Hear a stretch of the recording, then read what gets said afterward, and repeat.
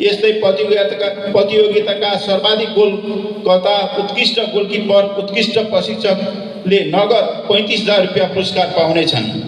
यो वर्ष दाताबाट प्राप्त भए बमोजिमको प्रत्येक खेलको प्लेयर अफ द म्याचको नगद 25,000 रुपियाँ पाउनेछन्।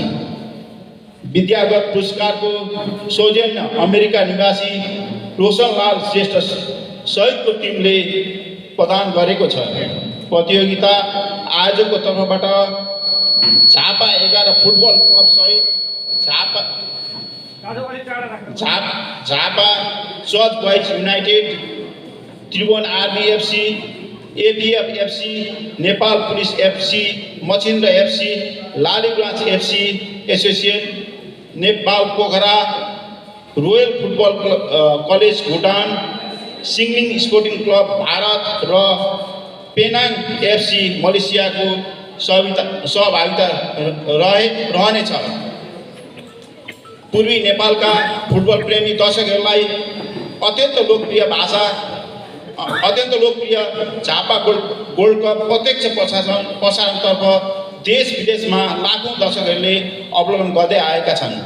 भरिभराउ रङ्गशाला, अनुशासित दर्शन, संस्कृति र उच्च स्तरीय प्रतिस्पर्धा यस प्रतियोगिताको मुख्य विशेषता रहेको छ। झापा गोल्ड कपलाई सुरक्षित, अनुशासित र भव्य रूपमा सम्पन्न गर्न स्थानीय प्रशासन, सुरक्षा निकाय, सरकारवाला संस्था, प्रायोजक तथा स्वयंसेवकहरूसँग आवश्यक समन्वय पुरा भइसकेको छ। 7औं संस्करणमा झापा जिल्लाका एकजना पुराना फुटबल खेलाडीलाई नगद 25,000 सहित सम्मान गरिनेछ।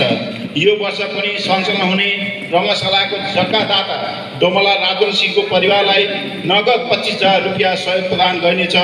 यो रकम गोल्ड कप उद्घाटनको दिन प्रदान गरिनेछ।